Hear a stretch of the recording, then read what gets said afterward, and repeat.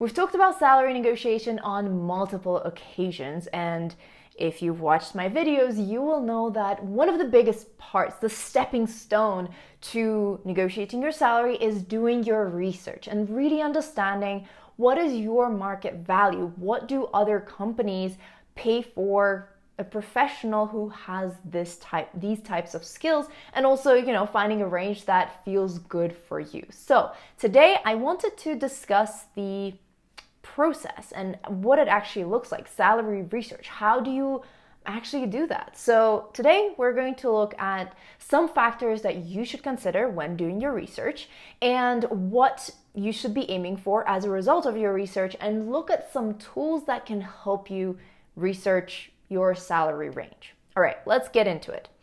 The factors that you should consider when it comes to doing your salary research is, of course, your career path that you have chosen. For example, data analyst versus UX designer. First thing that comes to mind, completely different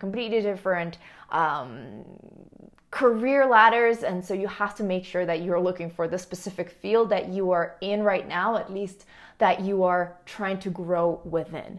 Then we're also going to look at job titles, because different job titles entail different responsibilities, different functions, and of course this can vary from one company to the other. However, job title kind of keeps it more or less consistent. So look at the job title. Of course, make sure that you're searching salaries for the job title that you're applying for. Your level of experience in the field, of course, will dictate your level of salary. So, of course, make sure that you are filtering for that if you're able to, and your level of education, or maybe, certifications that you have added along the way that actually help you get a higher salary. So not necessarily, whether you got a bachelor's degree in computer science or not. It could be, what kind of certifications, what kind of qualifications you can show. And again, experience and education can also be interchangeable as long as you have the skills, but still, this is an important factor to consider. Location I probably should have started with location, honestly, but location really determines how different companies will be paying you. So filtering out and, accounting for location is so important. When I worked at Google in London, everybody thought that I was being paid so much money. No, I was being paid because there's just so many people who want to work at Google in London, and therefore it was just a very competitive rate, as opposed to Google in the US, for example. It's a much higher salary. And also, US salaries to begin with are higher than what you would get in Europe, based on my experience. So your location, and it can be within the same country, but you might live in a city like San Francisco, where the cost of living, or New York, where the cost of living is so high that, the starting salaries have to be much higher to begin with, because they account for cost of living. Like that's why location is really important, because most companies will account for cost of living when determining the salary range for their employees there. And if they don't, you still have to have that at the back of your head. And we're going to talk about that a little bit more in what you want as a result of your research, some of the deliverables, let's call it. But finally, another thing that you should consider and kind of look out for when doing your research is special skills or special experience that you have that adds value, solves problem, makes you unique, a unique candidate for this particular position. So for example, you have switched careers and you're going into tech, but your background is in finances. You're applying to a fintech startup, and this background in finance is going to really propel you as a unique candidate forward. So you could probably ask for more money just based on the fact that you're going to be such a valuable candidate because you have this super unique experience, super unique knowledge, like this combination, this overlap. I always think of it as a Venn diagram where there are two circles kind of overlap. Let's get into what you want as a result of your research. So first of all, you want to make sure that you end up with a range that you are comfortable with. And that is based on what you're seeing in terms of what companies pay for this specific job title for a candidate with your level of experience, education, skills in this location, etc., but also a range that you're comfortable with based on the cost of living in the place that you're applying for, because you want to make sure that those things are kind of consistent and you will be able to not only live and pay your rent and pay your food, but also, save, put away money for your retirement on pension funds, depending on which word you're used to. And also if you have any loans, any liabilities, that you're able to pay them off. If you have student loans, for example, you want to make sure that you have enough money. You have to budget out to make sure that you have enough money every single month based on that salary, and of course accounting for taxes, right? You have to also account for that. So you have to make sure that this range works for you, right? So identify a range that works for you based on what the market is paying, and also based on your budget, based on what you need to be making in order to cover your expenses and also save money, because that's very important. And that budget and those monthly expenses, it's a very important exercise, and I'm not going to go through budget tips right now. I'm sure there's so many resources that you can find on the internet, but accounting for your expenses and how much you want to be saving, how much you need to pay towards your loans, etc. It is such an important exercise, and it will help you determine your very, very bottom, your floor.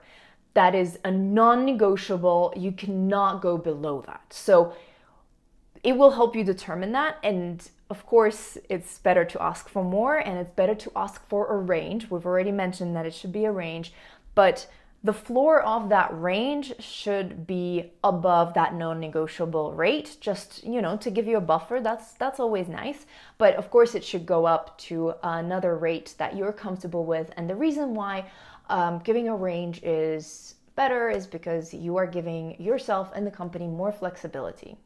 And in a lot of the tools that we will discuss today, it will also give you a range, which is very useful, honestly. So I would just look at your non-negotiable, add a couple of $1,000 or whatever, and then start from there to create your range. And also at the end of this research, you should have a list of other factors that can come into play when it comes to negotiation, like, your salary, of course, but also benefits, stocks, etc. When it comes to benefits, it's also very important to set your non-negotiables. So make sure that you understand what you need. For example, you need a flexible work schedule, or you need an X amount of days off, right?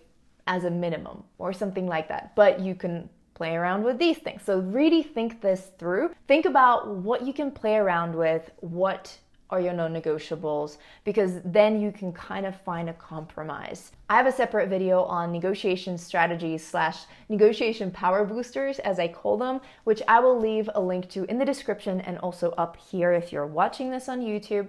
So go and watch that video after you're done with this one, so that you know what I'm talking about when I'm saying, finding a compromise and being able to play around with different things. All right, according to my notes, we have covered all of the factors that you need to consider, and also what you need to end up with as a result of this research. So now let's look at some platforms that you can use to do salary research. This is not an exhaustive list. There are many more that you can definitely find out there. But these are some of my favorite ones that I have read good reviews about. I have not used them myself. I will not lie to you, because I have been an entrepreneur for so long at this point. Well, I have used them previously in the past, but now they look completely different. Let's start with Glassdoor, one of the most popular tools out there to find information on the companies, how they treat their employees, their salaries, and also interview questions even. I've used that before for when I was applying to Google and other companies, and it's very useful. They have a ton of information on salaries, but they also have this tool called the salary calculator, which I'm sure if you enter Glassdoor salary calculator in Google, you will find it. This calculator helps you know your worth and calculate your worth and how much you should be paid, right? Based on all of the different factors that go into calculating your worth. And again, don't associate your worth, like self-worth, with where you're being paid. Please don't. Doesn't matter. But this is helping you understand your market value. I think market value is a much healthier way to put it from a mental health perspective, honestly. And with Glassdoor, most of this information is sourced by people like myself or you sharing information about the companies that they've worked at. In fact, you can't really do much on this platform until you share any information. They are just taking it out of you, which I don't necessarily enjoy. And I've also heard that some of the salary levels that you will find here tend to be lower. So I always recommend using a bunch of tools in combination because that will give you a much clearer picture. And also it will be easier to filter out by certain skill sets, I don't know, education experience, locations. It will just be easier to get a fuller picture if you use multiple tools in conjunction. I think I should have said that at the beginning of the video, but I hope you've watched to this point. So you're getting that tip right here. So Glassdoor, great place, gets information from people like you and I based on our previous experience. All right, so there's also salary.com. So salary.com is another tool that you can use, and as you can see, it is giving you information as a business and also as an individual for calculating how much you should be paid.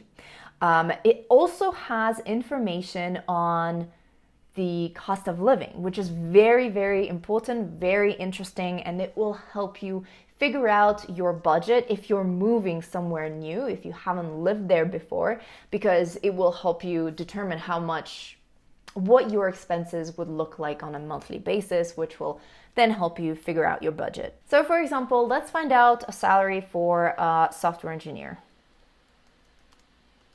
And you see it gives you levels, which is very important. But let's go for first level. All right, so this is what we get. And let's view salary. And you can see there's also a compare tool, which is very nice. All right, so this is salary and benefits for embedded software engineer 1, the first result that we clicked on, because there are different types of software engineers, of course. And so this is the information that it gives us. It gives us an annual salary. Median salary is $73,700. Salary and bonus. Very nice. And we can check all of these different factors that are very important. So this looks like it's the US only, which is, yeah, not great, but let's see Utah. All right, so this number has actually gone down because probably the cost of living in Sandy, Utah is less than an average number that it gave us before. There it is. And then we can also look at benefits. All right, so these are the benefits. You can see that this is a very nice pie chart with the base salary being 68.2% of your salary, and then there are the benefits. So this is a way to get a better understanding of what kind of benefits you can expect, what is their value, etc.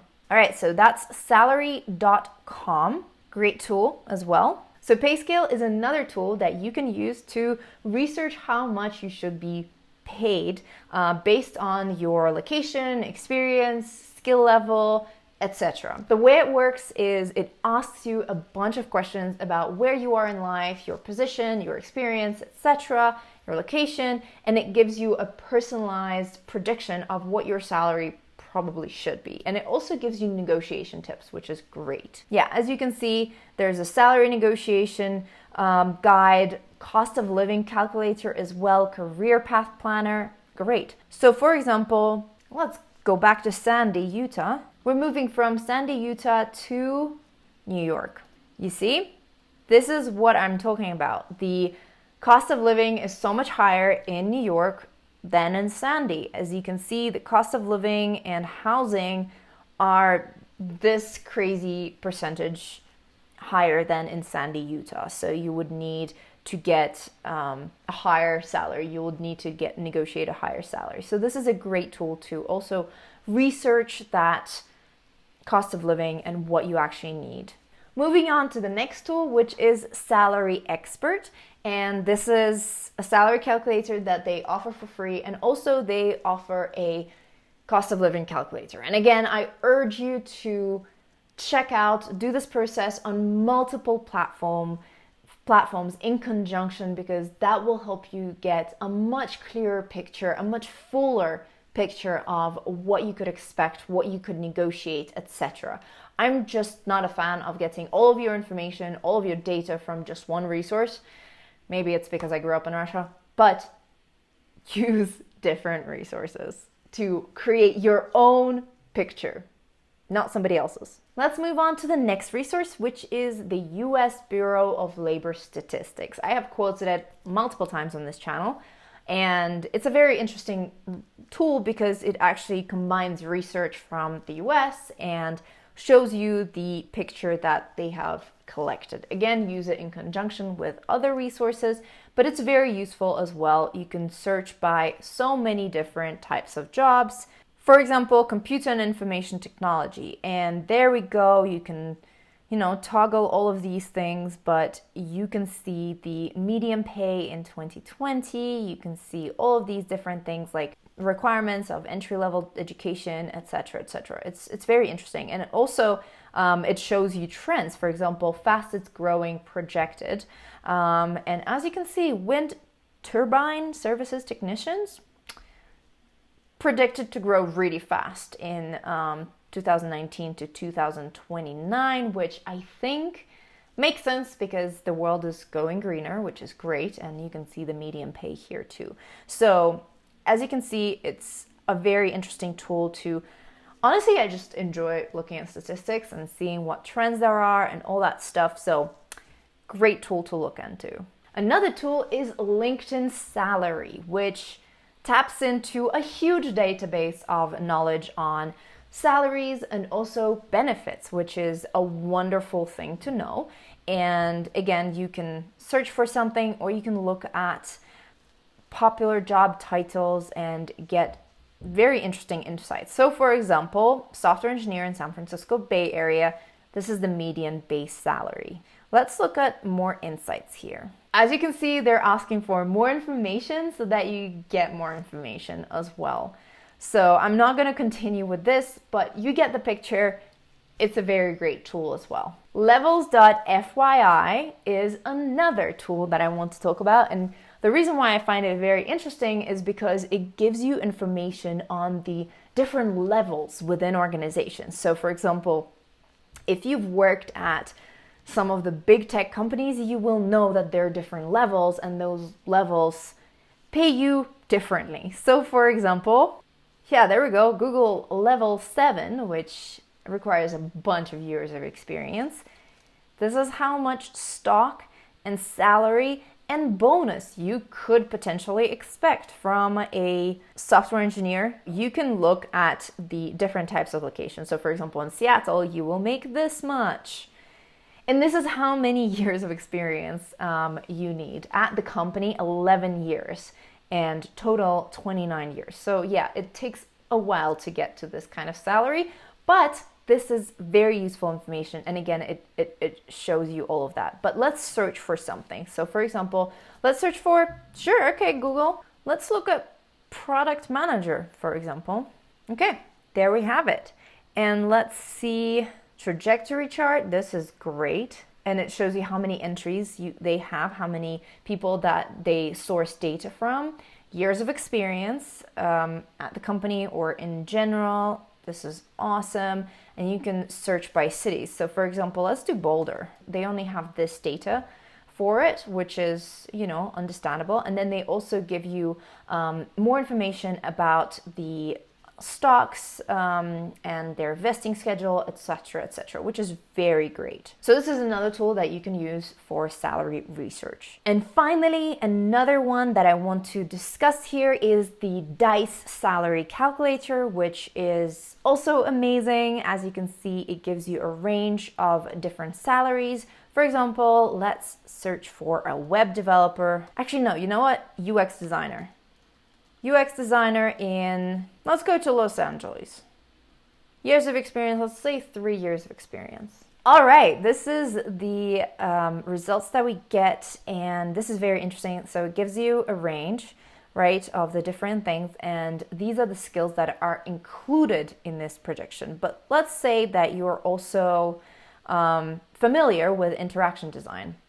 And there goes your salary. It increases, right? And this is the range in LA, and you fall over here. So this actually tells you that if you add more skills, and some of them are valued higher than others, you can see the value percentage over here that's added to your salary. So for example, information architecture is going to add another 5%. So you move up in this range, which is another really cool tool. So there you have it. Those are the tools that you can use to do your research in order to come up with your range, in order to come up with your minimum based on the cost of living of the place where you're going to work and live, and the list of benefits that you can play around with. And of course, make sure that you understand which ones are the most important ones, which ones are your non-negotiables, and which ones you're more flexible on, because that helps you find that compromise.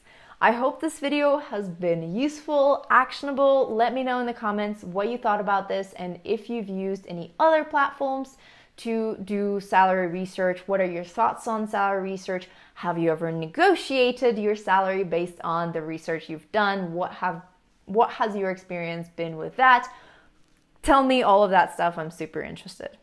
And let me know in the comments if you liked this type of video, because honestly, I don't really do this kind of stuff normally, but I felt compelled to do it, and we'll see if this is something that you enjoyed. Like this video if you've enjoyed it, and share it with a friend who is thinking about negotiating their salary, whether they're applying for a new position or if they're looking to get a raise. And make sure you watch other videos that I have created on the topic. I will create a playlist that I will leave in the link in the corner over here. I will leave a link to that playlist on money and negotiation. So up here and also in the description. So make sure that you share that with your friends as well. And subscribe to this YouTube channel if you haven't already, because there will be more content on the topic coming up. And turn on those bell notifications not to miss those videos, because you will get notified that way and you will not miss out on them, and you won't wake up 6 months from now and be like, oh wait, how did I not see that video? We can also be friends on other social media. You can find me as Coding Blonde. Have a wonderful time today you're currently experiencing. Bye.